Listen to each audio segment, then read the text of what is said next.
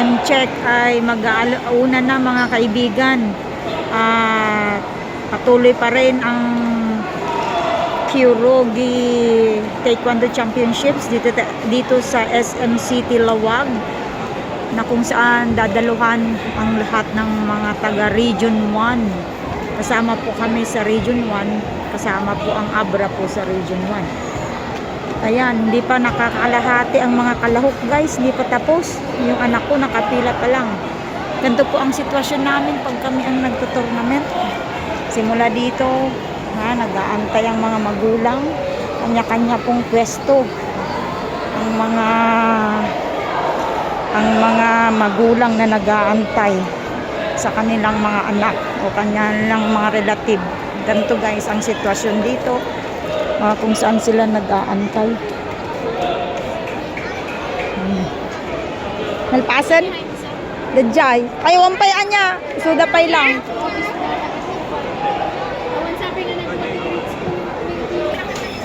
Walang maayos po na upuan ang mga pamilya ng kalahok guys. Ganito lamang po sila ang sitwasyon. Naka-stay po sa sahig, kanya-kanyang pwesto. Kanya-kanyang pwesto. Yung iba dito na rin po kumakain, kasi yung mga gamit nga naman. Yan, ganito guys dito sa ground floor ng SM City Lawag. Diyan na, walang mga upuan. Nakaupo na lang po dito mismo. Nagpapahinga na po yung iba. Yan, ganyan. Habang ang mga nakasalang ay nandito sa ring na kasalukuyang nakikipaglaban. Ito, kanya-kanyang pwesto guys. Kasi yung mga gamit, nagupatan na. Yan. Yung iba naman nagdadala ng sariling upuan. Kagaya niyan.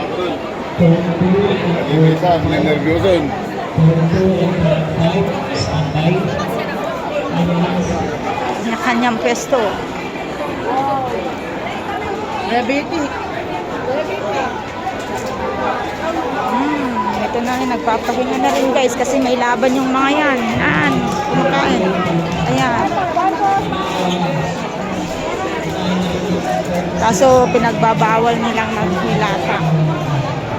Ayan mga kapatid. Ganito. Sa labas po ng ring. Kanya-kanyang pwesto ang mga nanay, ang mga ang mga relatives ng mga delegates habang sila ay lumalaban.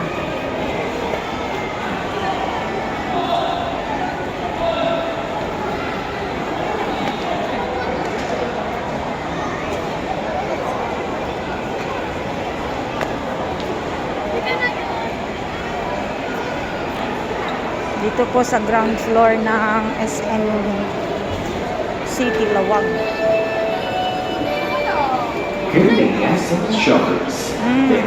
Iniikot ko na po ang court. Ma'am, kasi magaling, di ba? Sana lang namini. Anong kanya-kanyang pwesto guys. Ganito po dito.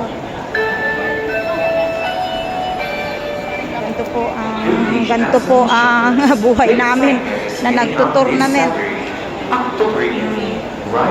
Kasi hindi namin pwedeng iwanan yung mga bata pag sila ang sumalang, mga kailanganin, tsaka yung moral support. Ito naman po, medyo malayo po ang inspection area. Ang inspection area kasi po nakahiwalay po doon sa court kung saan gaganapin ang fight. Kaya pupuntahan ko lang po yung anak ko dahil nakasalang po siya, nandun siya sa inspection area, yung bunso ko kasi siya ay grade school category advanced 2. Medyo malayo, may kalayuan ng konti. Kakamustahin ko lamang po siya. Ipapasilip ko lang po ang sinasabi kong inspection area. Dito nila i-check ang magkakamatch bago dalhin doon sa court kung saan gaganapin ang laban. Ito na po ang inspection area.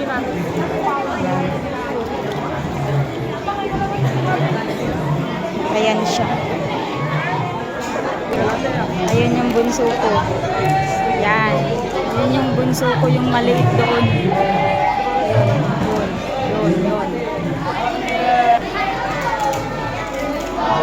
Dito lahat sila, yung mga magkakamatch ay magkakaparehas na.